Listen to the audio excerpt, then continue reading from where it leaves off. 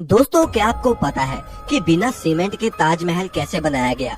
जबकि आज तक तो बड़ी बड़ी बिल्डिंग्स और पुल वगैरह सीमेंट से ही बनते हैं और सौ सौ सालों तक खड़े रहते हैं, लेकिन ताजमहल तो बिना सीमेंट के बनाया गया है। तो फिर कैसे वो करीब 350 सालों से इतनी मजबूती से खड़ा है? फिर चाहे कितना ही बड़ा भूचाल आ जाए, चाहे कोई भी नेचुरल डिजास्टर हो जाए, ताजमहल वहीं का वहीं खड़ा है। आखिर कैसे? और क्या आपको पता है कि उस समय ताजमहल कितने रुपयों में बनाया गया होगा? क्यों ताजमहल को यमुना नदी के किनारे बनाया गया? और साथ ही में आप ये भी जानोगे कि क्यों ताजमहल में आज तक लाइट्स नहीं लगाई गई। बस आप वीडियो के लास्ट तक हमारे साथ बने रहिए और नए यूजर इस चैनल को सब्सक्राइब जरूर कर लेना। तो चलिए वीडियो को शुरू करते हैं। दोस्तों, हर साल लाखों की संख्या में लोग इस अजूबे को देखने आते हैं। आपको इसकी हिस्ट्री का तो पता ही होगा कि कैसे शाहजहां ने अपनी बेगम मुमताज के लिए इतना बड़ा मोनूमेंट खड़ा कर डाला। उन्होंने अपने प्यार को मुमताज की मौत के बाद एक्सप्रेस किया था। लेकिन दोस्तों, ये बिना सीमेंट के आखिर इतना बड़ा मोनूमेंट खड़ा कैसे हो गया?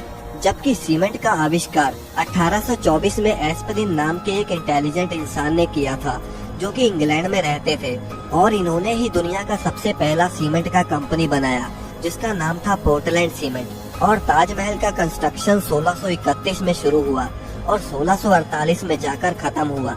लेकिन बिना सीमेंट के ही ये खड़ा हो चुका था, जिसे आज तक एक भी खरोच नहीं आई। दरअसल सीमेंट के इन्वेंशन से पहले आर्किटेक्ट एक खास तरह के पेस्ट का इस्तेमाल करते थे, जिसमें बहुत अजीब अजीब चीजें होती थी।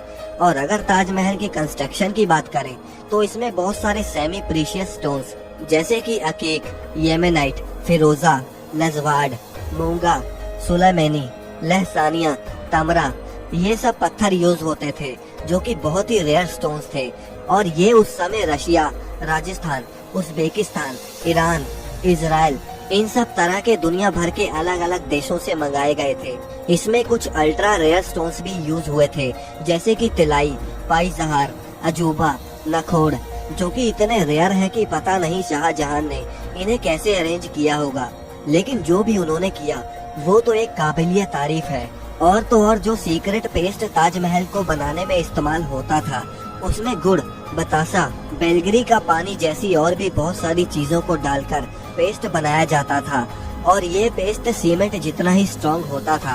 दोस्तों, जहाँ बुर्ज खलीफा की नींव बड़े बड़े स्टील के पाइप से रखी गई, वहीं ताजमहल की नींव लकड़ियों से रखी गई थी। अब आप कहीं ये तो नहीं सोच रहे कि भला लकड़ी की नींव 370 साल से कैसे चल रही है? दरअसल इसमें सबसे बड़ा रोल यमुना नदी का है।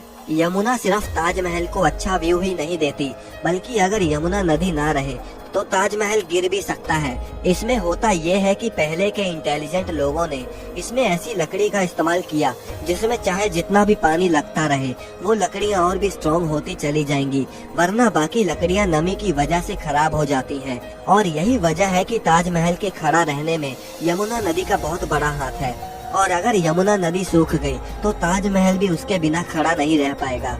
अब दोस्तों, आपने देखा होगा कि ताजमहल के आसपास के चारों मीनार